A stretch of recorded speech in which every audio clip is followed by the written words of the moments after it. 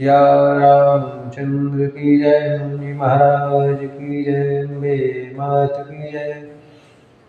अब रानी कैकई मंथरा की बातों में, दासी की बातों में बहुत प्रकार से भराई और भला बुरा कहने के लिए कह रही है। रानी ने बहुत प्रकार से दिन वचन कहे, परंतु सुन सुनकर कुबरी ने त्रियाचर फैलाया और मन में बहुत गिलानी भर के ऐसा कह रही, तुम्हारा सुख सुहाग दिन दूना होगा ऐसा, जिसमें तुम्हारी बुराई चाहिए, परंतु परिणाम से मैं बुराई फल पाएंगी। स्वामिनी, मैंने जब से कुमत सुना है तब से मुझे दिन में कुछ भूख भी नहीं लगती। और कैकई ने कहा कि मैं तेरे कहने से कुएं में गिर सकती हूँ, पर पुत्र पति को भी छोड़ सकती हूँ। जब तू मेरा बड़ा भारी दुख देखकर कुछ कहती है, तुम भला मैं अपने हित के लिए उसे क्यों नहीं करूँगी।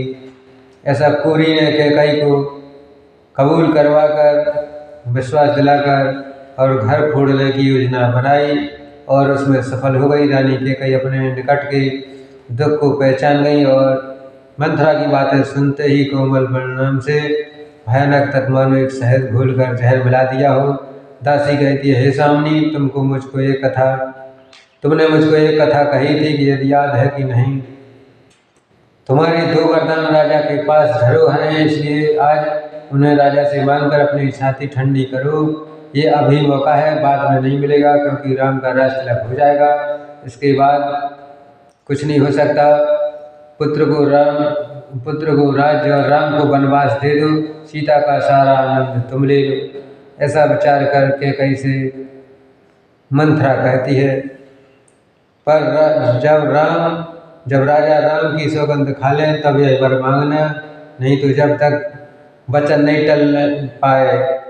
आज की रात सारी बीत गई, काम बिगड़ जाएगा, इसलिए कल तुम पछताती रहना। ऐसा कैकई के लिए बहुत भड़का दिया मंथरा ने।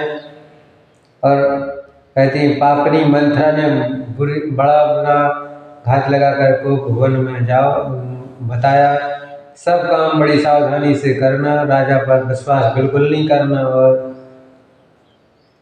जिस घर में खुशियाँ छाई थी उस घर में दुख आने लगा। कुबरी को रानी ने प्राणों के समान प्रिय जानकर बार बार उसकी बुद्धि का बखान किया और बोली, संसार में मेरे समान हितकारी कोई और नहीं, तो मुझ बड़ी बही जाती हुई के सहारा है। यदि विधाता कल मेरा मनोरथ पूरा कर दे तो है सकी, मैं तुझे आंखों की पुतली बना लूँ। और इस प्रकार दासी को बहुत आदर से जाकर कैकई को भवन में चली गई। और विपत्ति आन पड़ी। दासी वर्षा ऋतु कैकई की बुद्धि फेर कर अब मजे लूट रही है, और अंदर कपट रूपी अंदर फूट फूट कर निकला है। कैकई को भवन में जाकर सब अपने रूठ कर बैठ गई, और किसी से कुछ कहा नहीं जा सकता। नगर में धूम मच रही है। बड़े आनंद होकर काल नगर के सभी स्त्री पुरुष शुभ मंगल के साथ सजा रहे हैं, लेकिन कोई भीतर जाता तो बाहर नहीं निकलता, और राजद्वार में बड़ी भीड़ हो रही है। इस प्रकार बाल सखा सुन ही हर साई, मिले 10-5 राम पै आई। प्रभु आदरहि प्रभु पै प्रेम पहचाने, पूछे कुशल खेम मृदु बानी। फिरई भवन प्रिय आय सुपाई, करत परस्पर राम गौड़ाई। कौ रघुवीर सरस संसारा, शील स्नेह निवारा। जय जय जौन करम बस भ्रमहि, तह तहि सुदेव हम यही। सेवक हम स्वामी शिव नाऊ, हो नाथ देह और निवाहु। अस विलास नगर सब काहू, कैकई सुता हृदय अति दाहु। को न कुसंगत पाय न साही, रहे न नीच मत चतुराई। इस प्रकार बड़े ही आनंदित होकर नगर के स्त्री पुरुष सुमंगल मंगलाचार्य के साथ सजा रहे हैं, पर जो भीतर जाता है वो बाहर नहीं निकल पाता, क्योंकि बाहर आने से पहले अंदर का ऐसा दृश्य हो रहा है जो कोई कह नहीं सकता। श्री रामचंद्र जी के बाल सखा राजतिलक का समाचार सुनकर हृदय में हर्षित होते हैं और 10-5 मिलकर श्री राम जी के पास जाते हैं और प्रेम पहचान कर प्रभु श्री रामचंद्र जी उनका आदर करते हैं। कोमल वाणी से पूछते हैं। अपने प्रिय सखा श्री रामचंद्र जी की आज्ञा पाकर वे आपस में एक दूसरे से श्री रामचंद्र जी की बड़ाई करते हुए घर लौटते हैं। कहते हैं, संसार में रघुनाथ जी के समान शील स्नेह और ज्ञानी और दान मतलब दयावान कोई नहीं है। भगवान हमें यही दे कि हम अपने कर्मवश भ्रम रहते हुए जिस योनि में जन्मे हैं वहाँ हम तो सेवक हैं और सीतापति रामचंद्र जी हमारे स्वामी हैं। यही नाता जन्म जन्मांत तक बना रहे। नगर में सबकी ऐसी अभिलाषा है कि परंतु कैकई के हृदय में बड़ी जलन हो रही है और कहते कुसंगति पाकर कौन नष्ट नहीं हो सकता, क्योंकि नीच के मत में हिंसा चलने में चितराई नहीं हो जाती। इस प्रकार संध्या के समय राजा दशरथ आनंद के समय कैकई के महल में गए। मानव साक्षात शरीर धारण करके निष्ठुरता के पास रह गए और भुवन का नाम सुनकर राजा सहमा गए। डर के मारे उनके पांव आगे को नहीं चलते। इस प्रकार इंद्र राजा संकोच में पड़ गए। वही राजा दशरथ स्त्री का क्रोध सुनकर सूख गए। कामदेव का प्रताप और महिमा देखिए अब कुछ नहीं कहा नहीं जाता। राजा डरते डरते अपनी प्यारी कैकई के पास गए। उनकी दशा देखकर उनका बड़ा दुख हुआ। कैकई जमीन पर पड़ी हैं, परंतु मोटा कपड़ा पहने हुए शरीर के सब आभूषण उतार कर फेंक दिए और उस दुर्बुद्धि कैकई को एक कुबेशता भेष देकर मनोभावी विधाता ने सूचना दे दी और कोमल वाणी से बोले, हे प्राण प्रिय, किस लिए रेसाई हो, रूठ गई हो?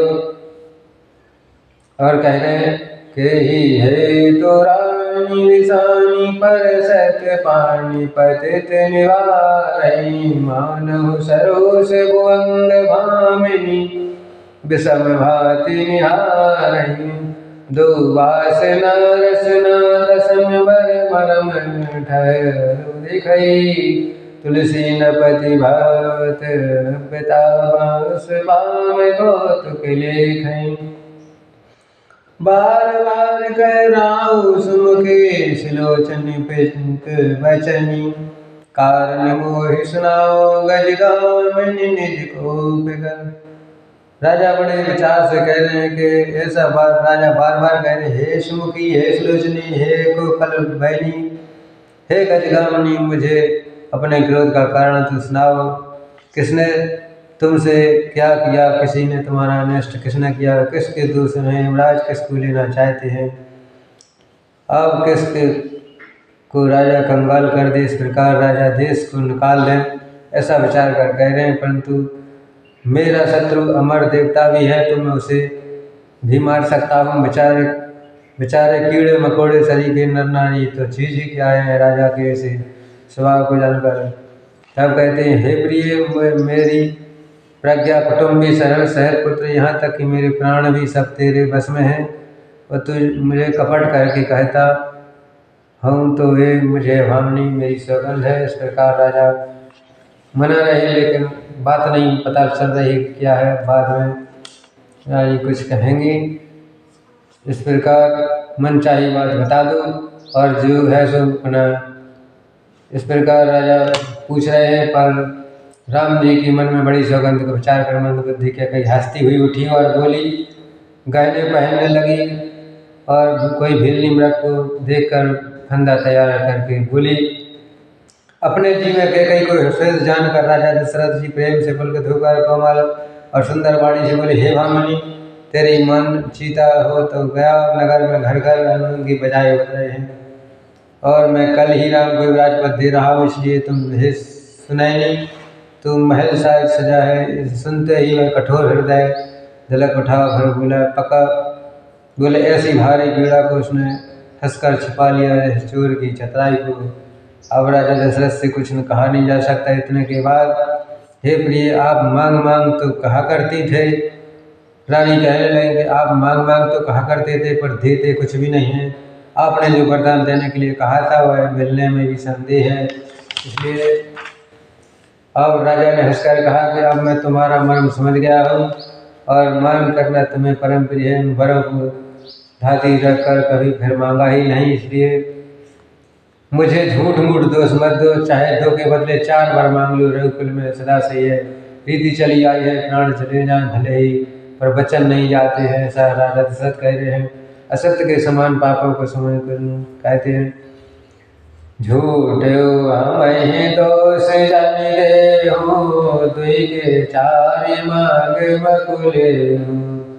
रघुकुल रीति सदा चली आई, प्राण जाए पर वचन न जाए। नहीं असत सम पातक पुंजा, गिर सम होई की कोटक गुंजा। सत मूल सब सुकृत सुहाए, वेद पुराण विदित मन गाए। तेहि पर राम शपथ कर आई, सकृत सुने अवध रघुराई। बात ढुड़ाई कुमति हस बोली, कुमत विवग कुलह जन खोली। इस प्रकार राजा दशरथ ने कहा कि रघुकुल की रीति ऐसी है कि सदा से चले प्राण जाए पर वचन नहीं जाते और सत्य के समान कोई कुछ नहीं है। तब उस पर मेरे द्वारा श्री राम जी की शपथ करने में आ गई।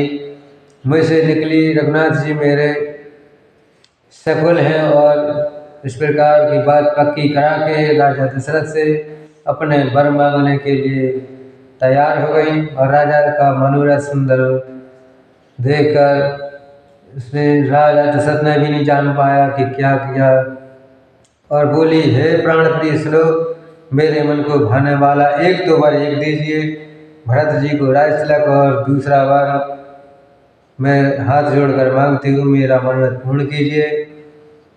और तपस्वी के वेश में विशेष उदासीन भाव से कुटुंब आदि की ओर से भली भांति राजासीन होकर राम 14 वर्ष तक वनवास में निवास करें। सुनहु प्राणी प्रिय भावत जी का, देहु एक बर भर टीका। मांगु दूसर पर कर जोरी, पूर्वनाथ मनोहर मोरी।